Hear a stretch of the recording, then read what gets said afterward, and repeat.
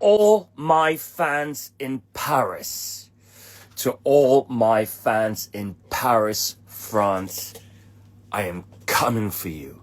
Ladies and gentlemen, welcome to the Watchman's Hour with Roshan Melwani, episode 39, What a Journey. And yes, you heard what I said. I am coming to Paris. Oh my goodness, I'm delighted with, I'm a little bit less delighted because of what's going on in the Middle East, okay? Reese, are you in Paris? Anybody out there in Paris? I'm coming to Paris. So, at the start of this week, I'll talk about Arsenal in a bit. At the start of this week, stay with me, I booked tickets to Paris. And the great feeling for me was that I got blessings, okay? And this hasn't happened in a while. It happened 2 years ago when I went to Dallas. I got blessings from both my father and my uncle to go ahead and go to Paris, and I'll be in Paris for about 12 days. So yes, you heard me, I am coming to Paris. Now, problem here, okay? Let's just look at my trips from COVID forward and go quick, okay? I didn't realize the magnitude of my fandom, my fan base abroad. So right at the end of COVID, when I can travel, I went to Kuala Lumpur. I'm hooked up with the W Hotel there. I know the city well. I've been many, many times. I then believe I went to Tokyo and Osaka. Don't know the cities, but Asia is easy. You can just walk, right? And I had a massive hookup at the Peninsula Hotel in Tokyo, and I had a massive hookup in the Peninsula, in the W Hotel in Osaka. So golden, you can just go down and walk and stuff. When you have a hotel hookup and stuff, you're golden, right?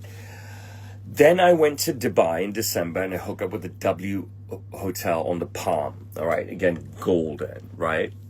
Then I went to Dallas and I was staying with family, so no issues. Then I went to Guangzhou, I believe. And if I'm missing something here, someone please tell me. Lisa, Danielle, you're better aware than I am. Then I went to Guangzhou, complete hookup at the Ritz-Carlton, right? Then went to London last year, and that was such a huge trip. So many celebrities I worked with, so many spottings, and I had a hookup at the Oriental Club, all right? And I didn't go anywhere December, and I've just gone to the W in Macau for 2 nights, and I have a major hookup. I have a problem, okay? I don't know anything about Paris, okay? I need a Paris hookup. Don't tell me, hey, stay at this hotel. No, I need a connection, direct connection, introduction with a hotel owner, a hotel general manager, or a hotel manager, okay? And stuff. So I'm fretting right now because I have nothing. So I can't think forward, right? So I can't think about what clients I will meet, what fan meetups I will do, what celebrity clients that I will agree to meet with, right? Until I have a hotel hookup. Now, I don't know Paris at all.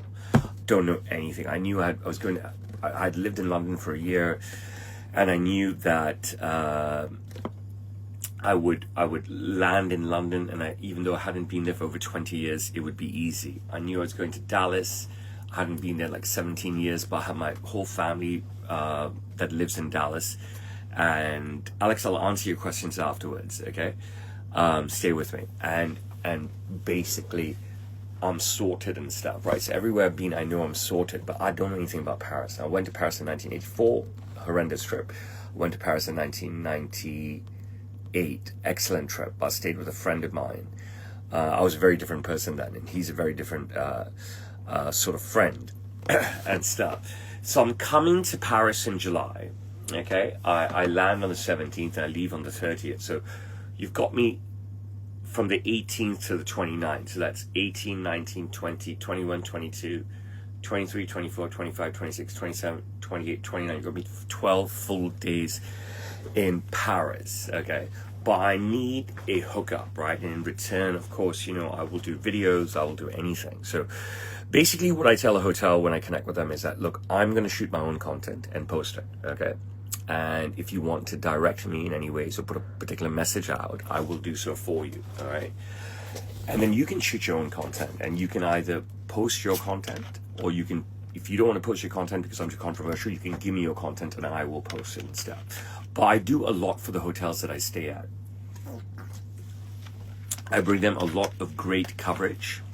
to a very unique worldwide audience. But moreover, I'm not just posting on one platform, right? So I'm posting across 20 platforms, including the 2 Chinese ones, right?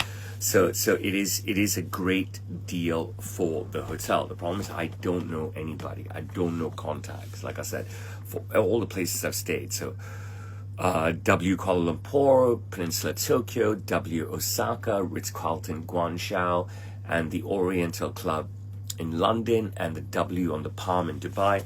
I had a contact. So I need a contact for Paris. So if you want to help me, and even if you cannot help me yourself, but you know someone who can help me, let's get this done. Give me some help here so I can get the hotel shit out of the way and start focusing on meeting and engaging with my fans and my clients and my celebrity clients in Paris, just like I did in all the cities that I've visited before. So when I made this booking, I was just like, this is like a dream. I mean, this is like a dream.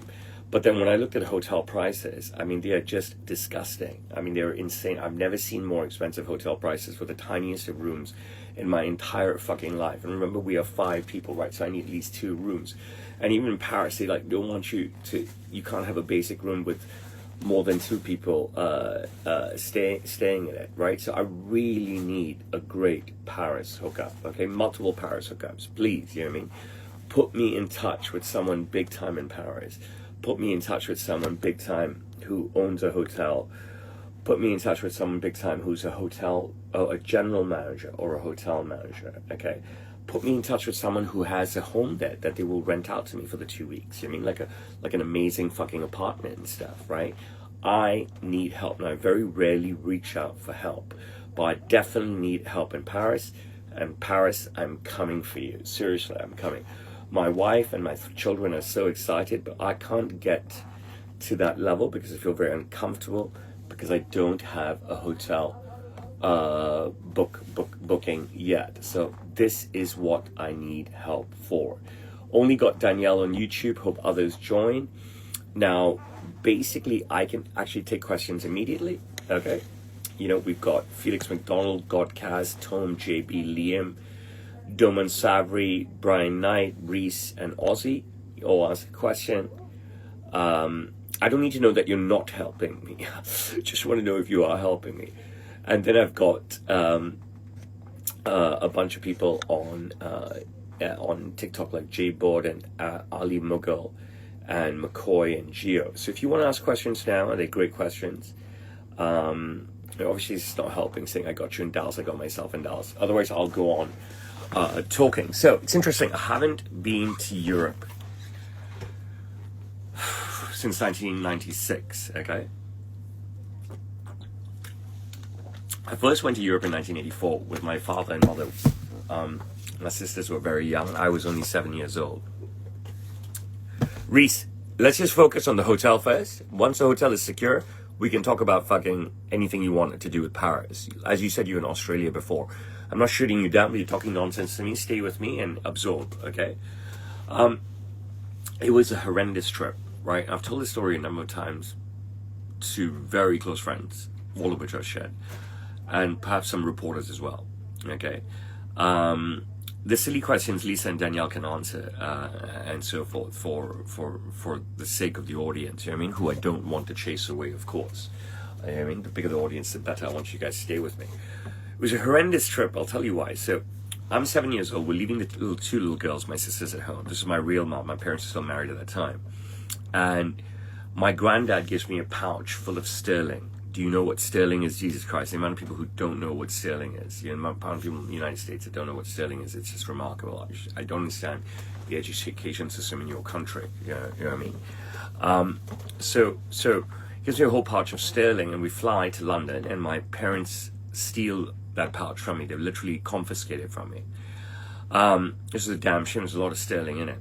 So we get to London, we do a few dinners at some really big places. Like, so we're going to the dinners with people, members of Parliament and members of the House of Lords, and it was quite incredible, these dinners. And I was, where do you want an appointment with me? In Paris or in Hong Kong?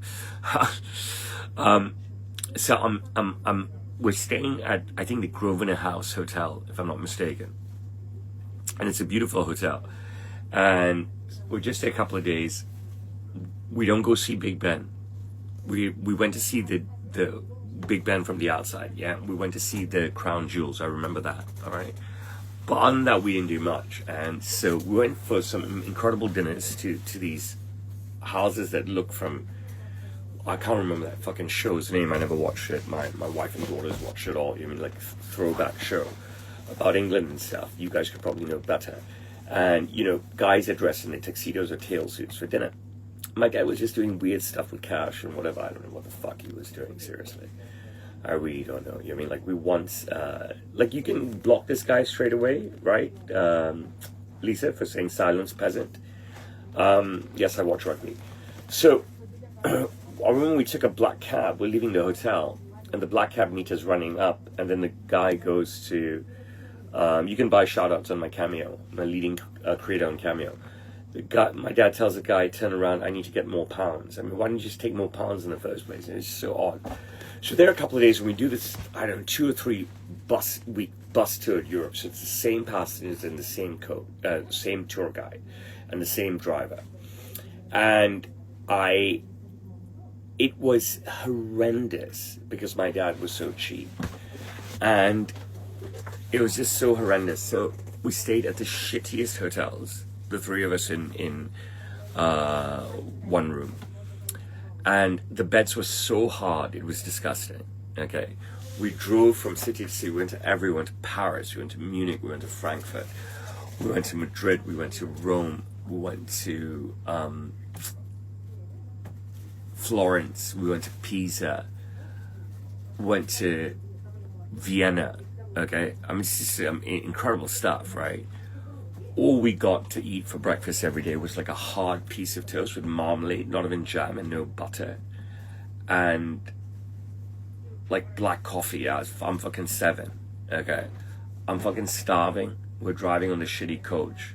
Anything I asked my father to buy for me, I didn't talk to my dad at that time, right?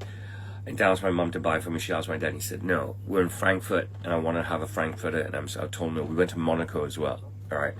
I was miserable. We went to the most glorious cities on the planet. We did fuck all. We get to the Leaning Tower of Pisa. My dad and mom are like, no, we're not going up. We're not getting in that line. So we just stand there. Because we're waiting for the other people in the tour group anyways who are going up. So why don't we just go up anyways, right? Doesn't make any sense. We're Leaning Tower of Pisa. The other people in the tour bus are all going up. But we don't go up, all right? We go to the Eiffel Tower. The other people in the tour are going up the Eiffel Tower, but we don't want to wait. I mean, we didn't go for any meals. We ate just what the garbage the tour gave us. It was the world's worst vacation, okay? So on the cheap, what was the point? You know what I mean? So we got to London, and then it was a lot better. We got back to London, it was a lot better because we stayed there for nearly a week, and my dad was just doing business. And a very famous story where I got lost in Harrods, I think it was. So I'm literally lost, and then, you know, I get taken to an office, and they do something on the sound system, you know, saying my name or whatever, I can't remember. But these 2 ladies, I'm in this office, and these 2 ladies, and I tell these 2 ladies exactly what my parents did, that my grandfather gave me all this sterling, and they pinched it from me. And when my mom came to finally find me in this office, right, the 2 women told her off so bad. They said, we know what you've done to your son. You've nicked his sterling.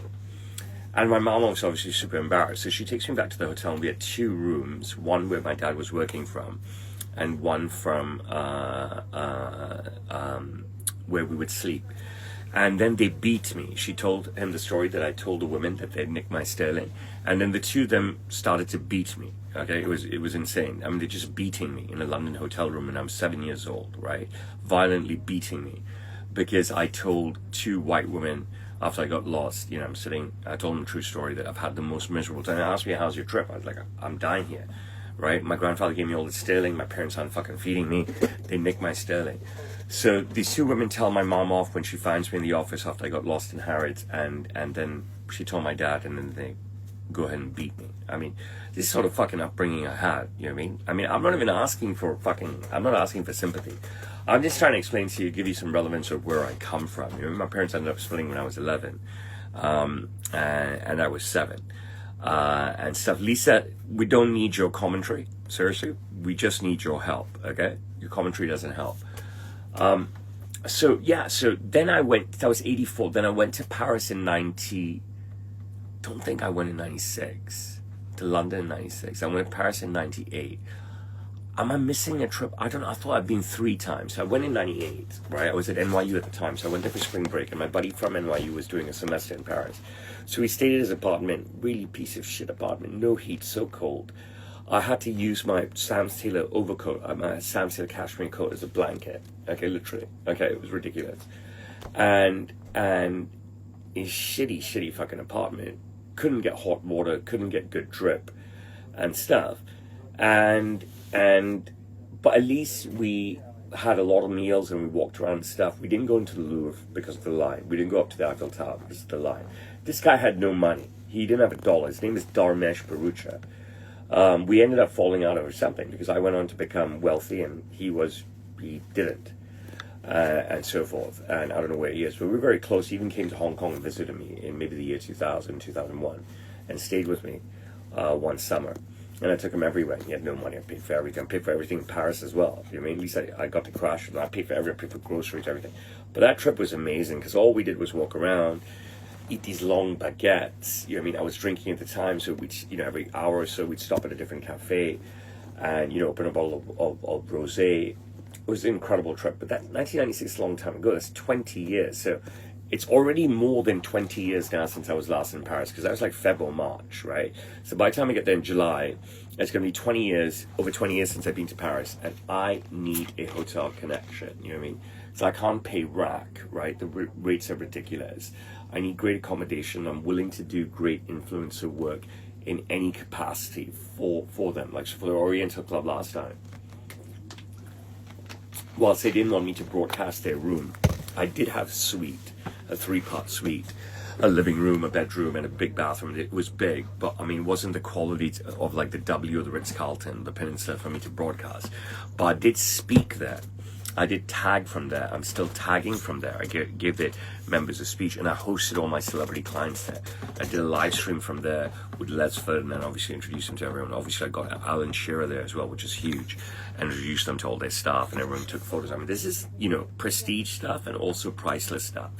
So I can do a lot of stuff, but I need help. I need help with a hookup, and then I can start planning other stuff, whether I speak at universities or do a meet and greet, or I see clients at the hotel, or I organize something with celebrity clients and stuff.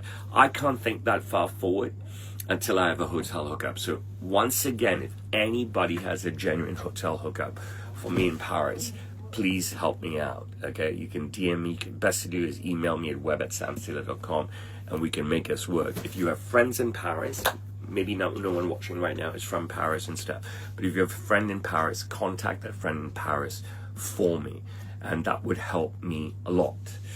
It's starting to feel a bit hot now, but how's my jacket? You guys like the way I look? I'm all white today for a reason. I'm going to a memorial service. Okay, so how's my week been? I generally talk backwards. I started talking forwards, and then I enjoyed it doing backwards, but I'm going to start from forwards again. When I spoke to you last, I said I was a happy guy, and I was a happy guy. The races are draining, honestly. I'm not a gambler, right? We're confined to the same glorious box every time, glorious suite every time, because the kids are only allowed in that suite, all right?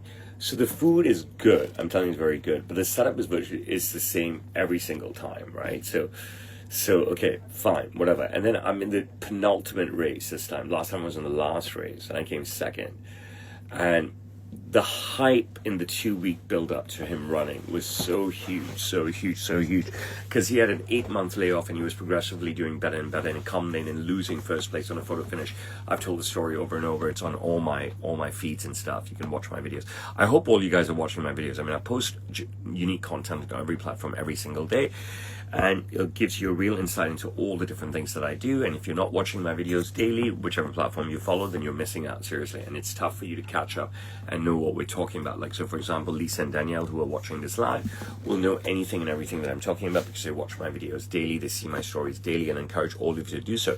Because there is no content creator like me, right? I'm bringing unique stuff out of a city like Hong Kong every single day. You mean government stuff, high-end stuff, wealthy stuff, life of the rich and famous stuff, right? I mean, obviously, I'm wealthy and I'm well known, so you're getting that sort of content. So you should really be watching my videos, not just from me slapping ass. How long was it? When was the last time I actually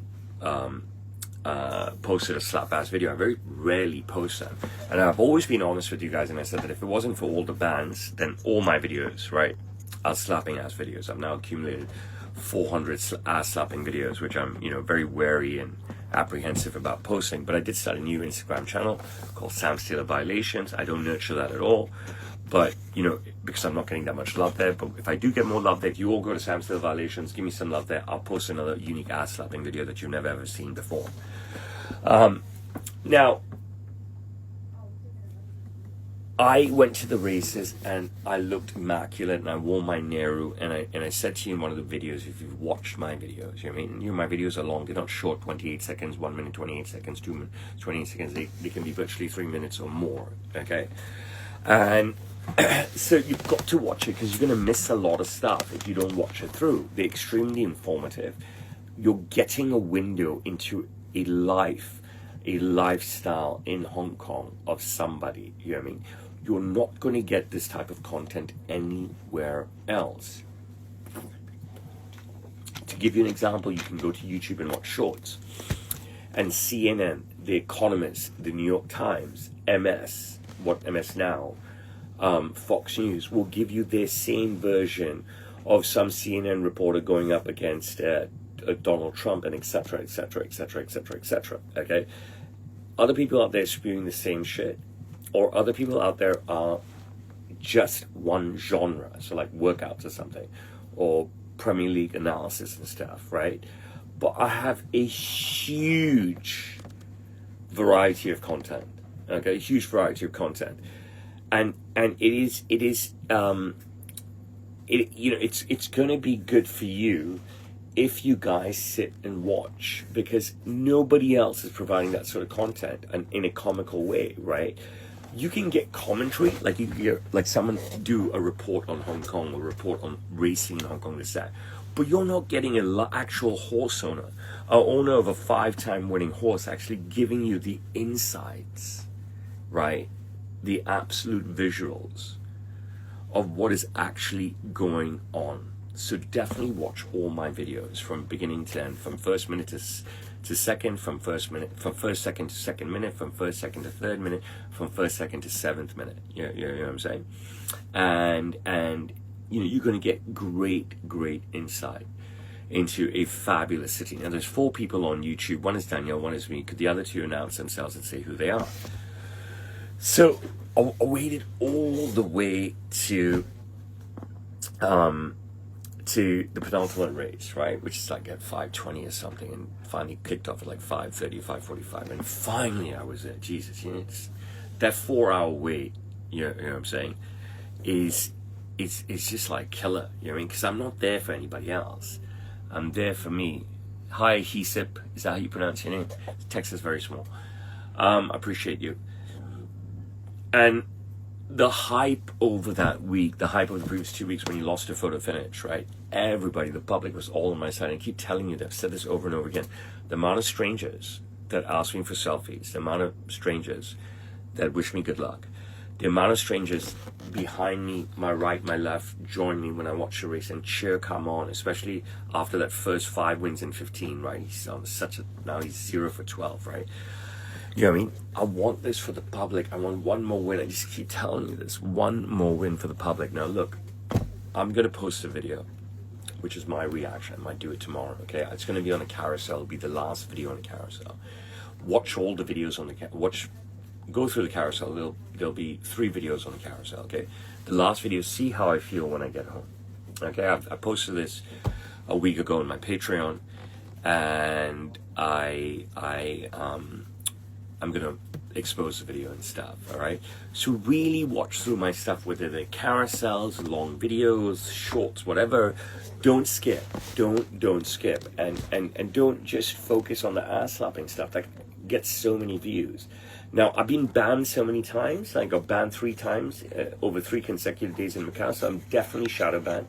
My videos that I'm posting even if they're under 3 minutes, are getting garbage views. Well, I'm 580,000 followers on main. I'm getting 2,000 fucking views for a video that gives you fucking amazing insight into, Hong Kong racing, an owner's journey. You know what I mean? I've been giving you an owner's journey, seriously, from race 1 to race 27 over the last 3 years. You know what I mean? The emotions, the hype, the wins, footage that nobody else ever has been able to provide, okay? Nobody else ever has been able to provide this footage. And this goes with the government stuff that I've done. I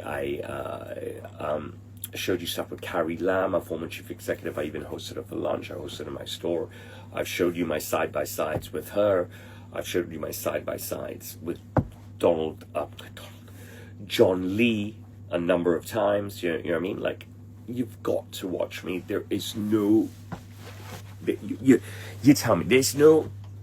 I'm the most unique content creator on the planet, okay? And all my content is relevant. I'm the most unique content creator on the planet, and all my content is relevant, and you've got to watch me. And I need to secure this hotel booking for Paris, so I feel good. You know what I mean? I feel good. And then he comes nowhere. He comes 8th, all right? And I've got fucking 30,000 people behind me cheering him on out of 90 fucking thousand people who are there in attendance. And, I just hang my head in shame and walk away. I mean, even if he made a game for it, coming in 2nd and 3rd, okay, it's all right. But, I mean, he just let down. He let down everybody. You know what I mean? And in the build-up, I told you on Sunday, every fucking newspaper wrote about him. And, I posted 3 of the articles in connected. I made a little video, and I posted that on my Insta as well. Chinese news, English news, everyone. We talk so much about him and stuff. He's just let everybody down. I don't know when the fuck he's going to race again. You know what I mean? But I'll tell you one thing, the jockey Dylan, that he's been on in the 2 times, coming 2nd, coming 8th, is the best jockey I've ever worked with. He's so transparent and so sweet. He has, you know what I mean? Yes, he has some pride and arrogance to him, but when he speaks to me, he's so transparent and so sweet. He's the best jockey I ever worked with. I really hope he keeps riding my horse, but it's very, very doubtful, because my trainer has some now super jockey coming to town and stuff. He might switch him to that, and I hope he doesn't. Like, I don't know. You know what I mean? My trainer, you can't argue with a trainer that brings you 5 wins, all right?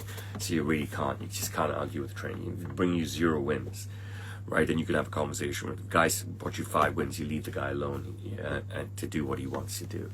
So, when people ask me why this distance, why this year, I say, listen, they don't understand. They don't understand. You don't talk to a trainer. You don't argue with a trainer that has 5 wins. So my Patreon account is really, really buzzing. Just want to throw that in. It is subscription. The money doesn't go to me. The money goes to somebody in England who runs the Watchma'S Hour shorts for me and stuff. It's about £9 to join, or $9 US. I'm not sure what it is. But there is BTS that you will not see anywhere, right? Like, it is very emotional stuff as well that I show off, and it's also very revealing stuff. So if you want to see my body and stuff, right, you can see, really my pants or my underwear pulled down. It's still legal, but you won't see that anywhere else. That's all on my Patreon. Subscribe for 1 month, see if you like it. If you don't like it, you can always, cancel your subscription. But subscribe for 1 month. It's not very, very expensive. I told you last week I passed 5,000 videos on Cameo. Incredible. I mean, for someone like me. So, I'm fighting on all fronts always. I really am fighting on all fronts always. I was so upset. I had no energy to be angry after the loss. I mean, it was a damning loss to come 8th. You know what I mean? He was 3rd favorite for the race. It was a damning loss to come 8th. It really... amount of people that supported me. I'm going to put this carousel out tomorrow. You guys watch it, and you tell me what you think. Now, I put out a video. I made my wife a couple of dresses, I think. I remember these 1, possibly 2, many, many, many years ago. And then on all 3 of my Instas, on my TikTok, on my YouTube is this video of me making my wife a bunch of outfits up in the lounge. I don't know if you guys have seen it. It didn't get much coverage or comments. I don't know why. But this is me literally live working on stuff for my wife. Scroll back and watch it. So the outfits are done. You know, I took my time and so forth. And we went out Friday night, and she wore one of the outfits for the first time. She was so happy. She was over the moon, right? One, she looks amazing. My wife is a fucking babe. Have you guys seen my wife? Have you guys seen my wife? Looks like no one's seen my wife. My wife's a fucking babe. So two, she's wearing an outfit that I made her. So I put a video out. See if you can find it somewhere. If you can find it somewhere, share it, like it, forward it to everyone. See if you can find it before it goes public. That would be great. And send it to me and say, hey, Roshan, I found it. And it's a great video, and I hope you enjoy it. And the haters, like the scumbags, especially the Cindy scumbags in Hong Kong, remember the Cindy scumbags in Hong Kong? They'll say, oh my God, how can you do that to his wife? And how could she star in that video and all this garbage? I mean, they're just nothing. They have no fame. They have no name. They may be rich, but nobody knows them. And if they, if they say they're happy that way, they're lying to you. We've spoken about this before, that I believe intrinsically every human wants to be the hero. Every human wants to be the star. Every human wants to be the romanticist. It's wired into us chemically and genetically. It has been since the dawn of time. We've got, now again, I've got a ban on my this happens all the time. 10 minutes into my TikTok live, I get banned. I have no idea why. Daniel, if you're still there on TikTok, can you see if you can send a message? Because the screen is fucking frozen. I don't know if anyone can see me. Or what have I even said for TikTok to ban me? This is the thing. This is weird stuff all the time that happens. You know what I mean? Those 3 bans in Macau daily was just me posting videos of me and Sario, me and Rian. You know what I mean? I do me and Rian in a swimming pool. Awesome swimming pool. W, I've spoken about this. He's wearing a top, right? Get banned for that. Me and Saria do a restaurant tour. For the most magnanimous restaurant ever. Get banned for that. I mean, it's fucking stupid. I don't even understand what the fuck is going on with these Western apps. I don't get it. I mean, I don't get you guys in the West. I don't get your rules on political correctness. I don't get your DEI shit. I didn't even think I'm going to end up fucking talking about this until I get this ban just now. You know what I'm saying? Like, I don't know what the fuck is wrong with you white countries, especially USA. I mean, you got some weird shit going on in your mind. You got some weird fucking people in your country. Seriously. You know what I mean? Some fucking weird people. You know what I mean? I think all these people were abused as children. You know what I mean? In some way or another, and now they're taking their anger out on the world, thinking they're heroes, trying to blanket protection of children in some ways, but it's all bullshit. You know what I mean? I call this stuff woke. I throw in the woke category. You know what I'm saying? A labor of love to the woman we love is really noble. I agree, Roshan. I don't know what the fuck that means. I like the sound of it, but I don't even know what you're talking about. And it's funny. My wife was so thankful that night for the outfit. So thankful. And I'm just like, you're so silly. You're my wife. Stop thanking me and stuff. You know what I mean? Very different between me and my wife. I'm not into things. You know what I mean? I call it shanyu. I think Cindy for shanyu is things. And I'm not into things. I'm into value. You know what I mean?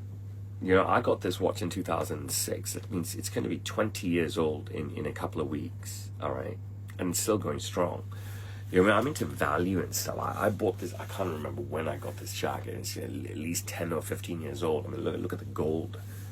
I mean, just actually fucking look at it. It looks fucking great. So let's move on to, let's forget about my work week for a little while. Let's move on to clothes and stuff, right? I want to know from you guys, right? Do you dress up or not? Like, I always dress up. The only time I'm not dressed up is I'm at home in a t-shirt and shorts or pajamas and stuff, right? But, I mean, I've always said to all of you, you've got to dress up if you go out. You can't be going out in shorts, guys. Girls, you can't be going out like, these supposedly outside wear pajama bottoms from Zara or H&M or Cotton On or Uniqlo and stuff, right? It's not attractive at all. You know what I mean? Like, there's no excuse for being a slob. You know what I mean? You saying you're a slob, there's no excuse. It's disgusting. Stuff turns me off. I've talked before about how many women I've seen in my store and they're stunning, but they wear the shittiest clothes and then the nails are not done.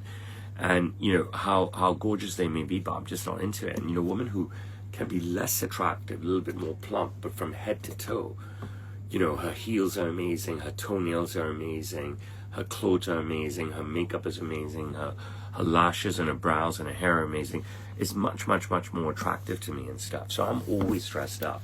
And my kids are always dressed up. You know, my kids now have inherited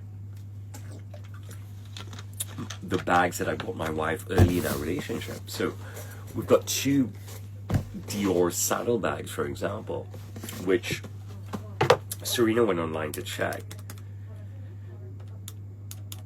And 1 second.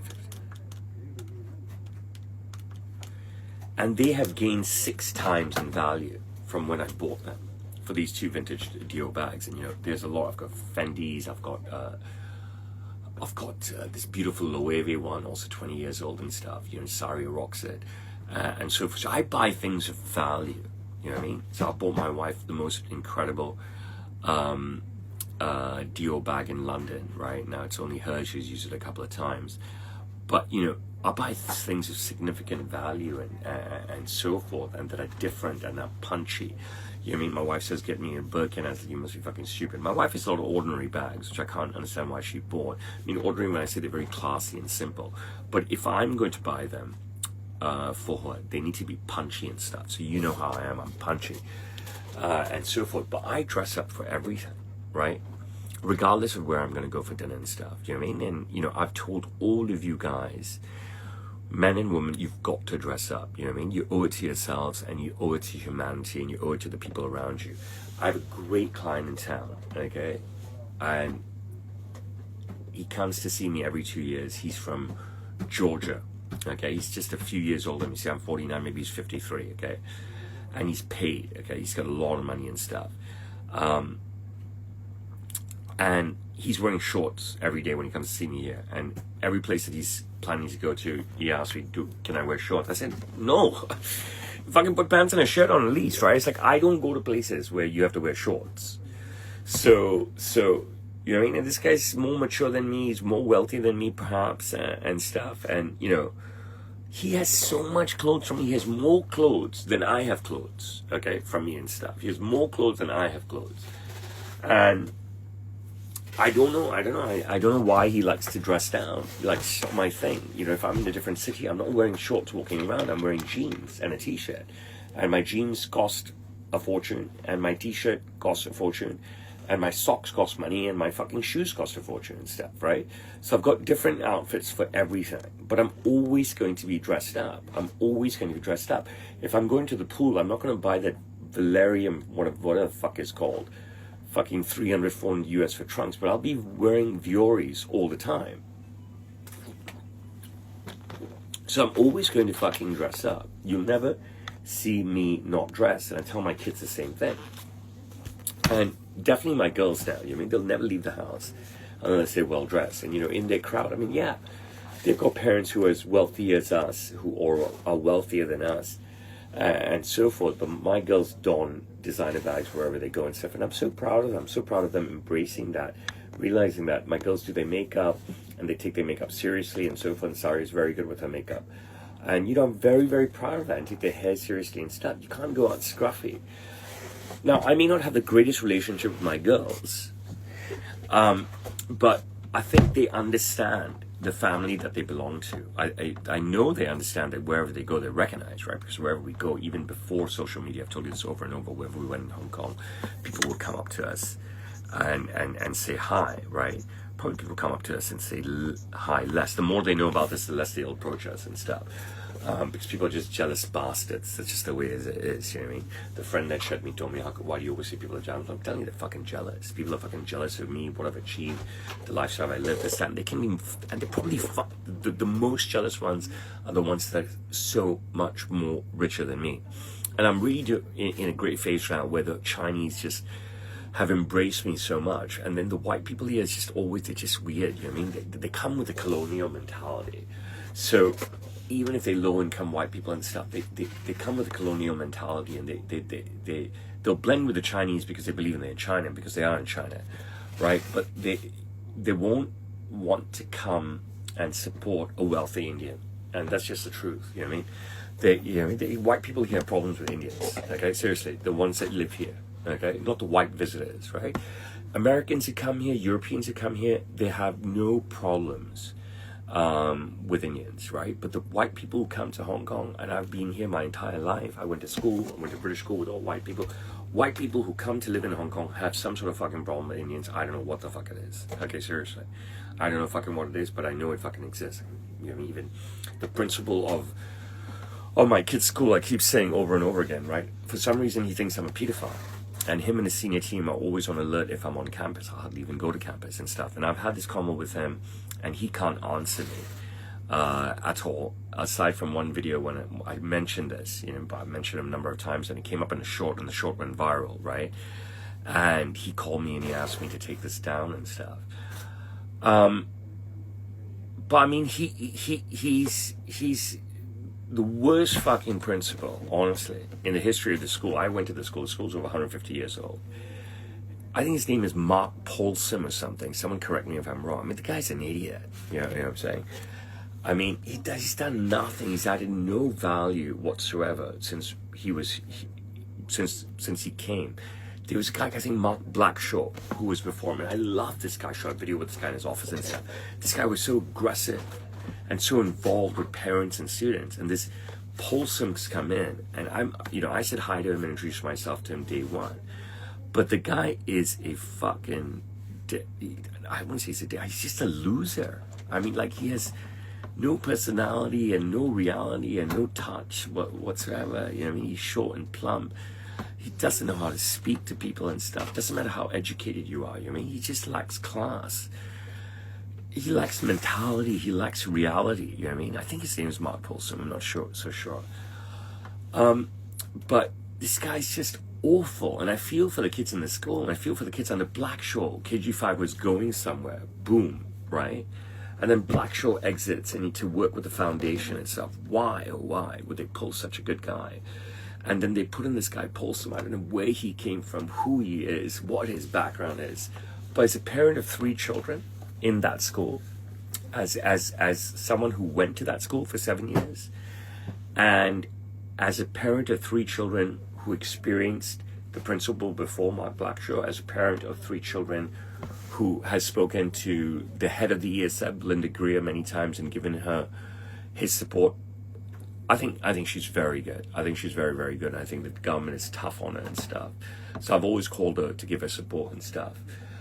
But this guy, Mark Paulson, is absolutely the worst fucking principal of anything. I mean, we had principals for Kowloon Junior School, the Junior School Associate. I went to this junior school for 6 years.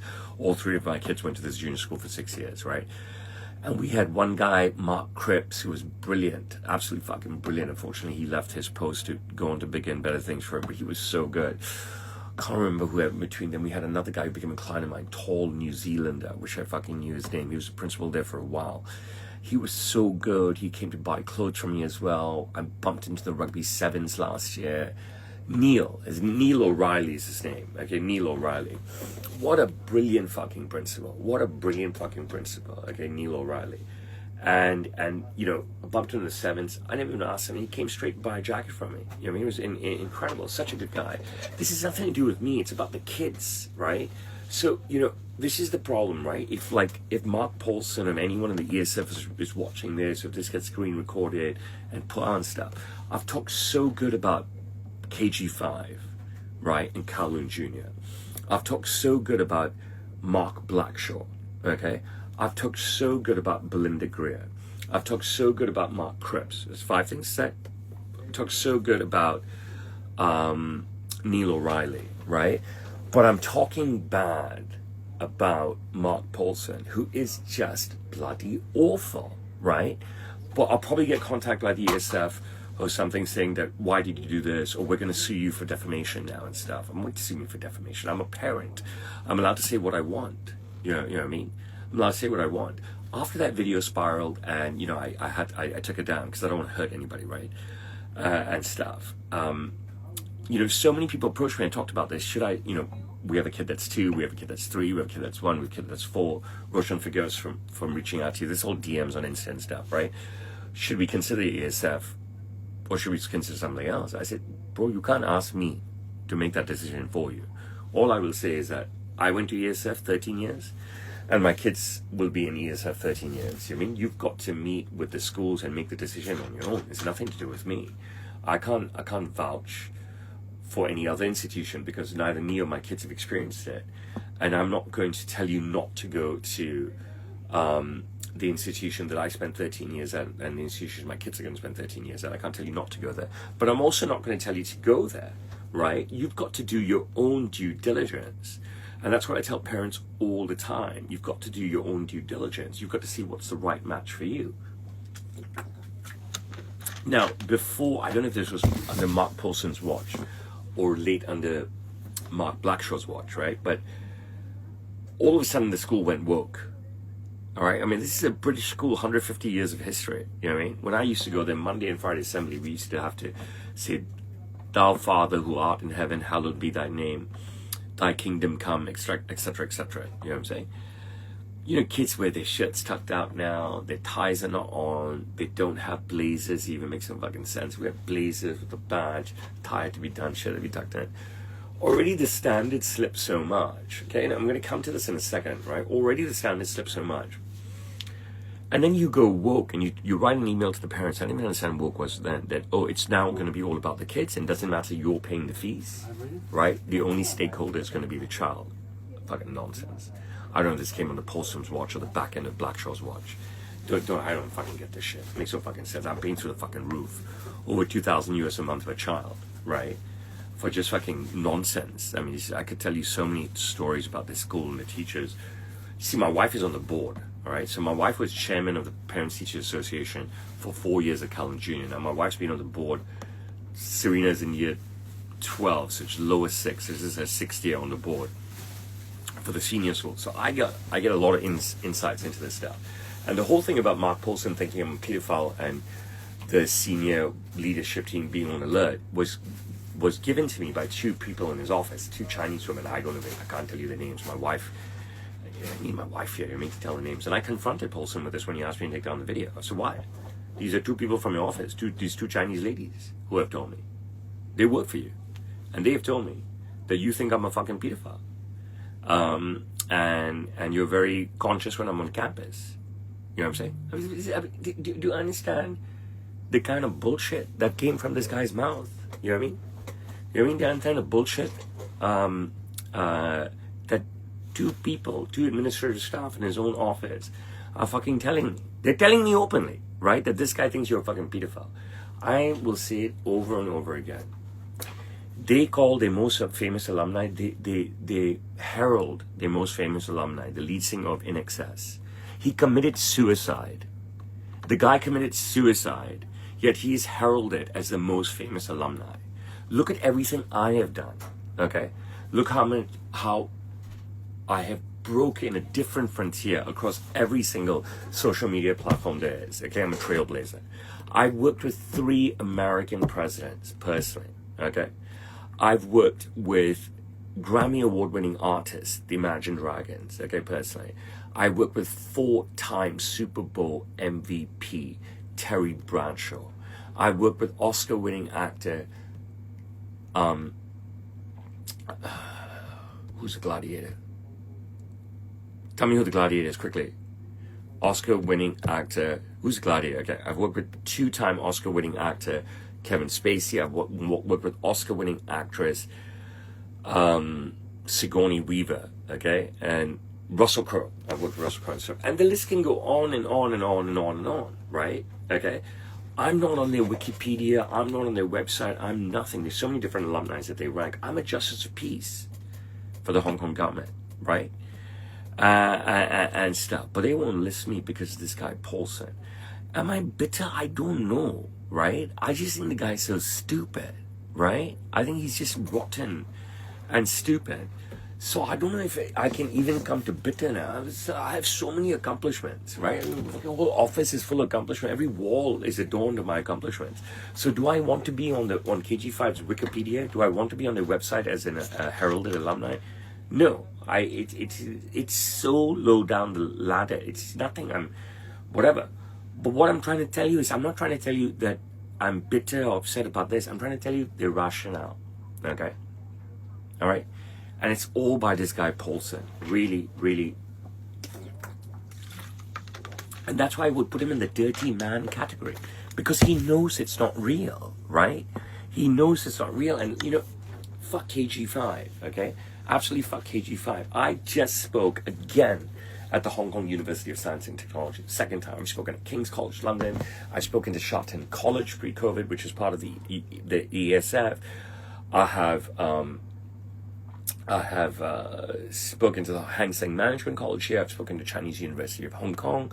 I've spoken to Hong Kong Baptist University, and so many American universities, including Oklahoma Wesleyan multiple times, St. Louis University multiple times, and University of Texas Austin so many times. So this is what I mean. This guy's a dirty guy, right? Mark Paulson. I mean, I didn't even expect to talk about him. How did we even get on this topic? But he's just a pudge. I don't know pudge. I mean, he looks like that. You know, he's small and round, like Humpty Dumpty and stuff. He looks like a Mr. Man. You know what I mean? And then you had Blackshaw before him, tall, nice. I wouldn't call him handsome, but tall and slim, right? And you know, he has an aura, right? You know, I invented aura.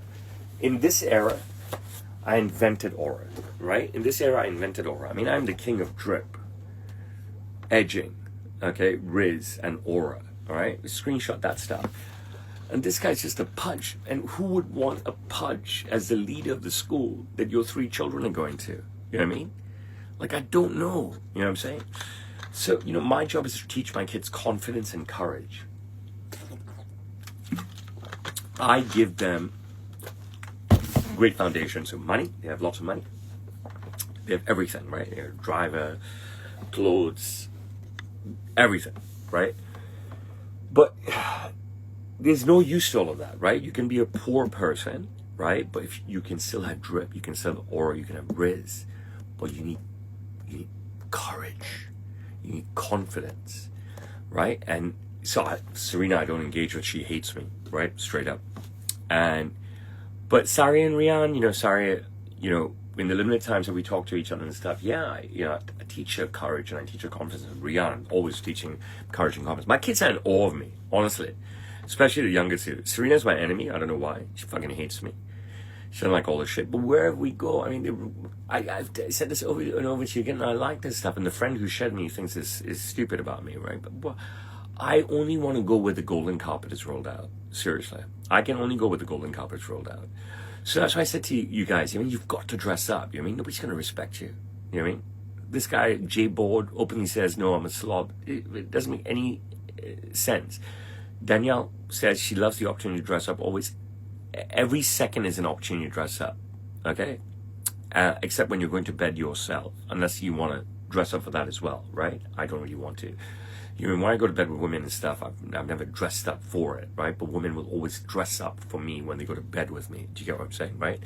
The most ultimate of lingerie and stuff, right? That's what a woman wants to do for me, right? And that's what it is.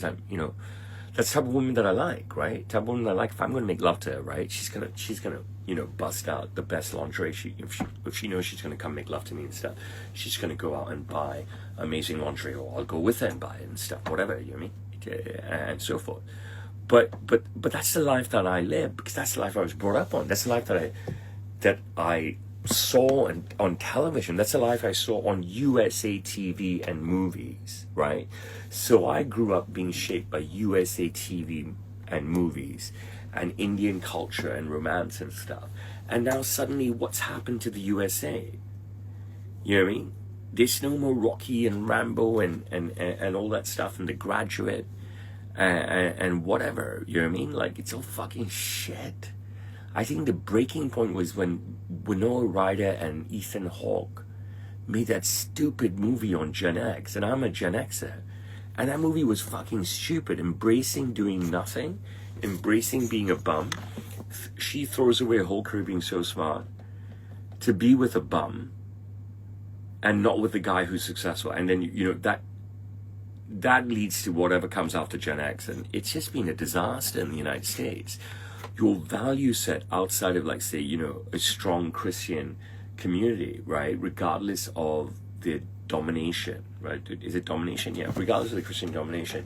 The value set outside of a strong Christian community, the value set outside of a strong Jewish community, regardless of the domination, right, is so poor now. You know what I mean? In the United States, it's so poor, right? And that's why you have Americans with no value sets and stuff, right? And wanting to show their toes to everybody, and not thinking anything. You've got a goalkeeper who's given the presidential medal or whatever. This guy's a hero. You know what I mean? You've got to give him that respect. But Americans, very few Americans are like that. And the problem with England is that they hate the monarchy now. They hate the lordships. They hate the awards and stuff. Why? Why are you hating people who have worked hard? Why are white people, okay, no, let me take that back. Why are people in white countries like the United States and the United Kingdom hating on the rich and hating on the successful? I fucking can't stand that. I don't get it. The United Kingdom is such an amazing system of awarding stuff like MBEs, OBEs, CBEs, knighthoods. This is historical stuff. And then you've got the woke of that country, purely the woke, not the purists, okay, purely the woke. Maybe they're not born white, they're born fucking some other color. I'm not born white. I don't care about fucking white people. Bro, I love being Indian, okay? So let's not go into that discussion, right? Like why, no, I'm not talking about white people. I'm talking about, I don't know, like what is this, it's always the poor. It's always the woke. It's always the less well-to-do. It's always the non-whites, okay, hating on Parliament, hating on the monarchy and stuff. I'm like, what are you talking about? This is the history of the country. This is the history of the country. This is the history of the United Kingdom that goes back centuries, you know what I mean? Knighthoods and awards and stuff. And then what, you come along, you're an immigrant, you come along, you're not born white, you're born another color, but you're born in the United Kingdom, and you want to spit on that, and you want to spit on Parliament and the House of Lords and on the monarchy and say that this award stuff should be stripped away. I don't understand. Why would you do that? Why would you want to spit on history? Here I'm telling you, I'm a Hindu, right? And I went to KG5 the first day. My principal was Miss Smith, and we have assembly, and I don't even know what the fuck is going on, and we suddenly have to say this prayer. Dear Father, thou art in heaven, hallowed be thy name, thy kingdom come, thy whatever, this, that. And I was like, okay, you know what I mean? This is interesting shit. I'm not going to turn into a fucking Christian, right? I'm not here to be brainwashed and stuff. And I thought it was a good thing. And they said this prayer, some other prayer in my kid's kindergarten, okay? Which is, they call it an international kindergarten. It's run by two Chinese people. I can't remember, Roy and his wife Angela set it up, okay? And stuff. And the kids in kindergarten used to say prayer. And now this is all taken away, right? Like, why are weirdos? Like, why are non-white people in white countries want to tear up the whole history of whiteness? Do you understand what I'm saying? Right? Like, I'm a brown guy. I don't support the Ku Klux Klan or anything, right? But I'm saying, why are white people, non-white people, born in white countries like the United States and the United Kingdom, want to tear up white history? Okay? That kind of shit annoys me. You know what I mean? I don't like this watering down of stuff. Now, if they were doing that in India, or if they were doing that in China, I'd say the same stuff, guys. Because I can't change when I was born. I grew up on this good shit, right? So I try to instill that stuff into my children, right? And when I introduce my kids to people of significance, I openly list out their resume, okay, the achievements. And when I introduce people that I know to other people I know, I openly list their resumes. They deserve that respect. If they've been anointed, if they've been awarded by government, they should be given that respect. And I believed in that, and that is my value set. And it's not like my dad drilled that into me.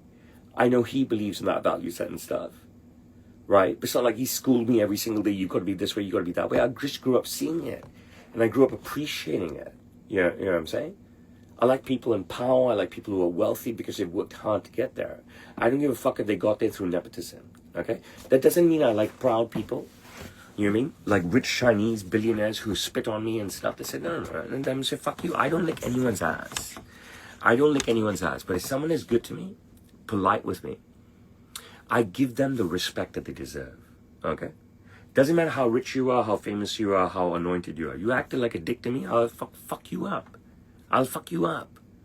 I always say I'm the wrong guy to fuck with. You know what I mean? You sit there and think whatever the fuck you want. But I always say I'm the wrong guy. Don't fuck with me. I don't go fucking with anyone. But you can't fuck with me, I'll fuck you back. I'm the wrong guy to fuck with. You believe me in that. I'm fucking old school like a motherfucker, and I tell my kids this. And I teach my kids this. You've got to always take Serena out of the equation. Why did my wife marry me? You know what I mean? She could have my wife is gorgeous, okay? There were guys that were much wealthier that were gunning for her, all right? She could have chosen just the money. I could told you that. Or she could have chosen money and the vibe, okay? She could have chosen money, lifestyle, this, that. She'd have Birkin. She'd have 6 vacations a year, 12 vacations a year, public holidays off, not married to an asshole who works 7 days a week, okay? But she liked the bad boy. She liked the fame. She liked the courageousness. She likes it that wherever she fucking goes, she gets recognized. I wish maybe I can call up an email here. Oh, I don't know if that spoils the YouTube feed if I do that. I hope it doesn't. I'm going to try this, okay? But this is an email that I wrote to a restaurant, okay? Let's see if I can pull it up for you, all right? So I'm making a booking for my wife. I believe that the YouTube screen is still running. Okay, so I write an email to this hotel the other day. I can't find it now. Son of a whore. Let's see if I can call up this other guy here. Hello. I want you to see something that I write. Let's go back to sent.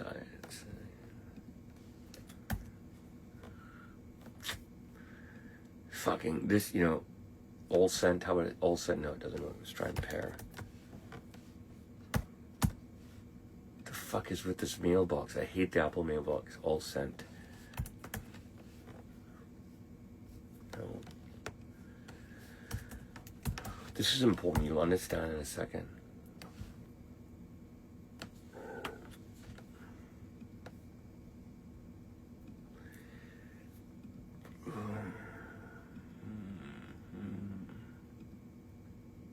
Okay, good morning, gentlemen. So I'm writing to the hotel manager, the general manager of the hotel, listen to this, and the head of the food and beverage director. Good morning, gentlemen. How have you been? My wife will be at Hugo's for lunch today, okay? Entertaining her best friend for her best friend's birthday. Please ask your team to try and ensure my wife looks like the celebrity wife she is in front of her friend. Thank you so much. I appreciate you always. The reply. Try and get this now. I've got to see this reply. From the head of F&B. Okay. Good morning, Roshan. We've been well. And even better now knowing we have such an important VIP joining us at Hugo's today. Smiley face. He's just kidding around, right? Please rest assured that your wonderful wife is in very safe hands. We will make sure she's well taken care of and looks every bit like the celebrity wife she is while celebrating her best friend's birthday. Our team will ensure the experience is warm, attentive, and memorable, just as it should be. Thank you always for your trust and support. We truly appreciate it. The point of this, guys, right, is that I have this ability, right? My wife is going for lunch. My kids are going for lunch. So I could call whoever the fuck is running the show. And I said, listen, okay?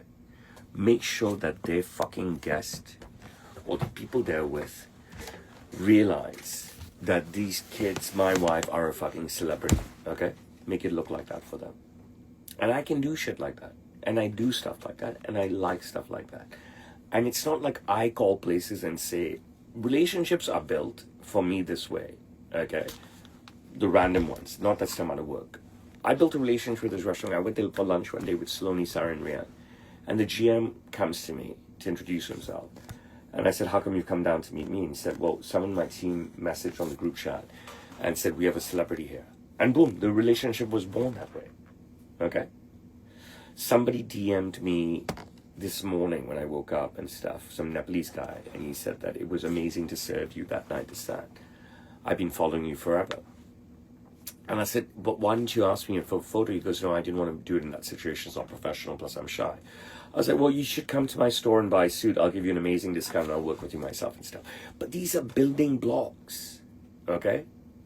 And a lot of these building block stuff, a lot of this work stuff, a lot of this meritocracy stuff, a lot of this old school stuff, right? It is still predominant, okay? So to those of you out there, don't succumb to attacking the rich. Don't succumb to attacking the famous, the wealthy, the well-to-do. Don't succumb to attacking meritocracy. Don't succumb to attacking nepotism, okay? Build something and be someone. And if you can't build something and be someone, then you can join an organization and grow within that organization, right? So the head of Apple, he's not one of the founders, right? Right now. The head of Google is an Indian guy. He's not one of the founders right now, right? But they're world famous, are they not? Right? They join something and they work their way up. Dress up, you know what I mean? Dress up. Be somebody, be brave, be courageous. Don't join the bandwagon. Don't join the woke. Don't kill off history. Don't kill off history and tradition. Do not kill off history and tradition that has existed for centuries when you are much younger than that history and tradition. So I do not like people like that. Do you understand what I'm saying? This is not you throwing at me that, oh, I don't like poor people. I don't like non-famous people. No, I don't like people, okay, that are alive for only X amount of years, that want to kill off tradition and history, that scoff at, spit on, okay, disregard tradition and history that has been around for centuries, okay? You don't believe in it, you don't have to believe in it, right? Okay? But you don't have to create a campaign against it. And that's what I call the woke wagon, okay? I'm not interested in these woke wagons, these modern day woke wagons. There's no slavery, we're not breaking down barriers, this, that, okay? We're talking about tradition, we're talking about history, we're talking about value set, we're talking about meritocracy, we're talking about nepotism, okay? I don't like these woke wagons that people jump on to break shit down that has existed for centuries. And that's where I stand. And that's just me. And I'm proud of where I stand. I couldn't be prouder of myself, okay? I've been relevant for a long time. I'm not falling off, and that's it. Now listen, I've given you 67 minutes. I'm dying for a piss. So either ask me your questions, I'm shutting down because I've given you more of the hour. Danielle, I always appreciate you. Are there questions coming? They need to be. YouTube, you got 1 second to ask me a question. TikTok, you got 2 questions to ask me a question. And Instagram, you have 3 questions to ask me, 3 seconds to ask me a question. You know, we can have Symptomatic, Felix, Ryan, Muhammad, Daniel, Jenny, and Will, Liam all ask a question. We can keep going, right? We can have, so it's fucking 22 people here. I can't call them up because my screen's frozen. Edward Brown, I love this jacket. This is not a new jacket. This is an old jacket with a lot of wear and tear. Can you see the back? Can you see the back? I don't know. You tell me. Can you see the back? This is an old jacket with a lot of shit going on that is beautiful, right? It's such a beautiful white jacket. I know Danielle will appreciate this. She's a fashionista and stuff, right? So yeah, Edward Brown. Yeah, what a great monologue, Danielle, right? I didn't write down a single note at all. I didn't write down a single note and stuff. So we've got like beggars here like Chiante. Hi, would you give me a suit? Like, why would I give you a suit? Like, why would you ask that? You asking something like that is like disgusting. It's like a betrayal to your parents. Your parents bring you into this world and you're asking for stuff for free, like a beggar. You know what I mean? This is the lowest of class. Why would you choose to be low class? Why would you choose to be low class? You didn't say you would pay for it. You said, can you give me a suit? Okay? You said that twice. Don't turn around. I've got your text here. Hi, would you give me a suit? I don't own one. Then, hello, can you give me a suit? I don't want one. I don't own one. Now you're saying you'll pay for it? Bullshit. This is beggars. if you have friends, associates like this, you stay clear away from them. Don't associate your value set with these type of people, okay? Do not associate your value set with these type of people. Stay away from beggars. Stay away from people who ask for free shit. Don't ever ask for free stuff. Don't put yourself in that category. You're going to spoil your life. You're going to spoil people's impression of you straight away. You know what I mean? I'm telling you. Business in HK is fucking booming. Tourism in HK is fucking booming. You've got to come here, guys. You're missing out on a mega city, a beautiful city, an amazing city. I'm telling you, all I tell you is come to Hong Kong. I extol the virtues of Hong Kong over and over and over and over and over again, all right? And you guys are just not showing up. I don't know where you're going. Where are you going? To fucking Cancun to get drunk or something? It doesn't make any sense. You know what I mean? We've got a guy called Art Friedland who's coming for the 6th time now. He's going to be here in June. You know what I mean? He bit the bullet. He came to Hong Kong and he realizes what an amazing place this is. You get what I mean? So I'm getting no questions now from all the people that are online. So first, thank you so much. First, I'm going to say bye to you. I'll stay if there are questions, but you don't want to ask questions, go fuck yourselves then, right? And yeah, Paris hookups. I'm coming to Paris. I need a hookup, please, for hotel. Bye, YouTube, and thank you. Yes, I want to end the stream. Danielle, thank you for your hard work on TikTok. My screen is frozen, so I have to just close the app. My screen freezes every week when I get the thing. What's up, Tamaki? Is that you missed the entire monologue? No, I just have to close the entire app, shut the entire app down. Okay, TikTok, thank you. Bye. Last chance, Insta. If you want to ask me a question. I guess nobody does. Lisa, Danielle, very grateful to you always. You know what I'm saying? And the rest of you didn't ask a question. I'm glad you joined me, but shame on you. If you know anyone who can help me with Paris, set them my way. Thank you. God bless you.